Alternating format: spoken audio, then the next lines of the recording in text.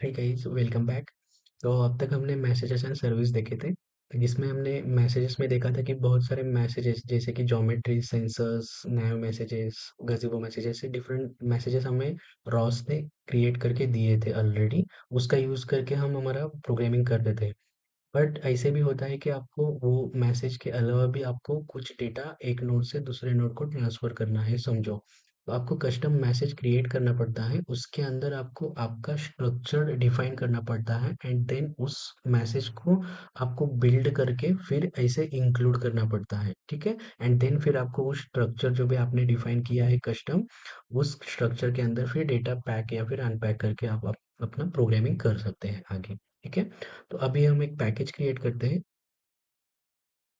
उस पैकेज के अंदर इस पैकेज के अंदर मैं एक फ़ोल्डर क्रिएट करता हूँ एमएसजी वाला।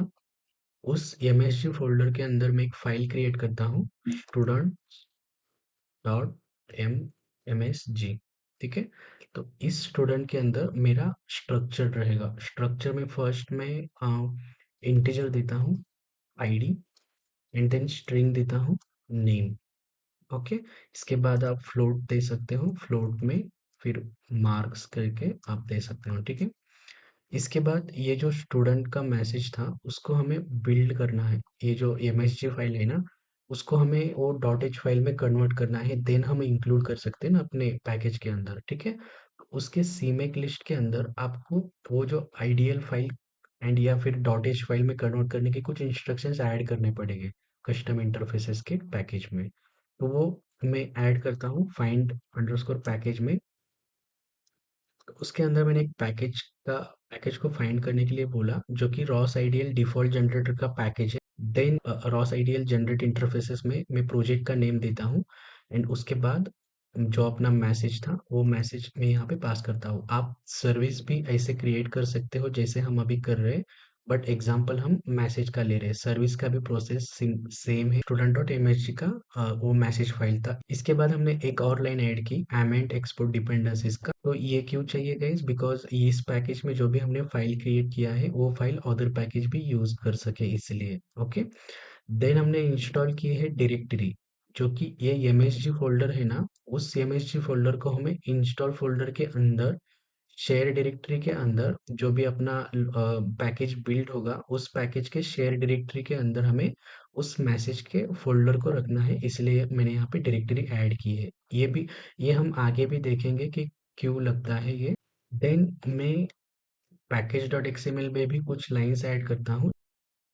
तो ये जो लाइन ऐड की है जो कि हमें सीमैक लिस्ट में बिल्ड करते टाइम यूज होगी इसीलिए, एंड ये जो है रन टाइम में हमने यहाँ पे ऐड किया है। तो हमें पैकेज डॉट एक्सएमएल में बिल्ड एंड एग्जीक्यूट डिपेंड यहाँ पे ऐड की है, ठीक है? बिल्ड करते टाइम एंड एग्जीक्यूट करते टाइम वो डिपेंडेंट है इस पैकेज पे ऐसे। एंड देन ये जो मेंबर ऑफ ग्रुप मैंने ये वाला ऐड किया है उसका मीनिंग ये जो पैकेज है मेरा वो package specifically for message and services के लिए रहेगा इसलिए, ठीक है? तो अभी मैं बिल्ड करता हूँ। अभी मैंने यहाँ पे integer 32 bits and float 32 bits का अभी स्ट्रक्चर डिफाइन किया है। फिर से हम बिल्ड करते हैं।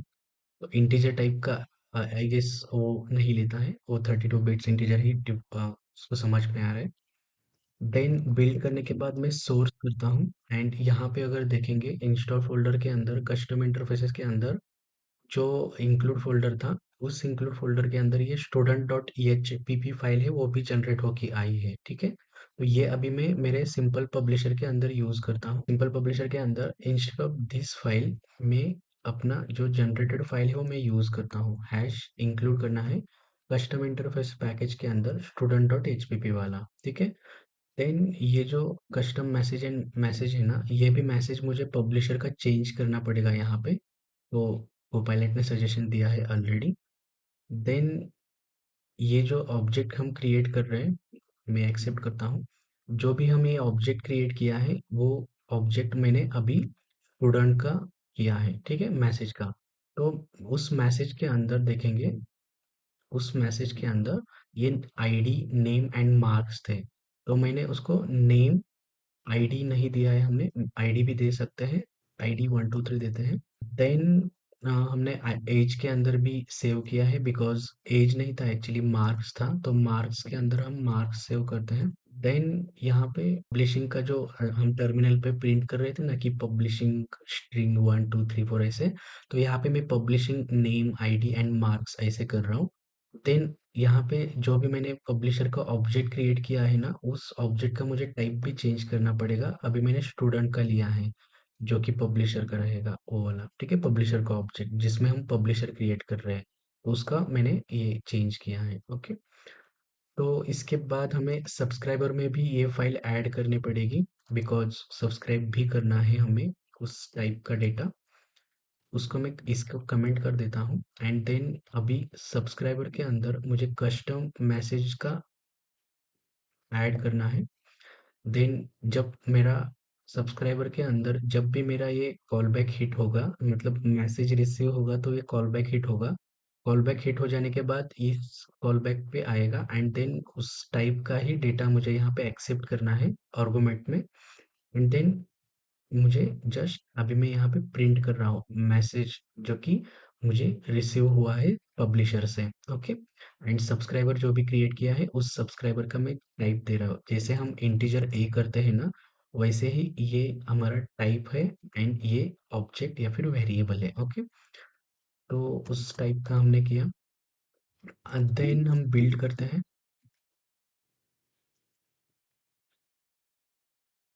बिल्ड करने के बाद फर्स्ट हमें एरर आया है कि नो सच अ फाइल और डायरेक्टरी।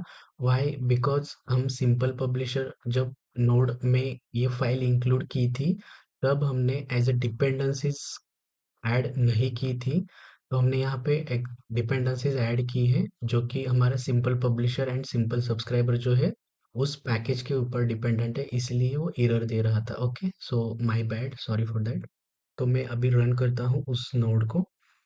अगर देखेंगे अभी, तो सोर्स करता हूँ ROS two run simple publisher के अंदर सिंपल पब्लिशर की जो नोट थी मैंने रन कर दी, तो उसमें मेरा name ID and marks publish हो रहे हैं। देन मैं यहाँ पे सब्सक्राइबर रन करता हूँ, ROS two run simple publisher के अंदर ही सिंपल सब्सक्राइबर का ऐड करता हूँ एंड देन एंटर करता हूँ।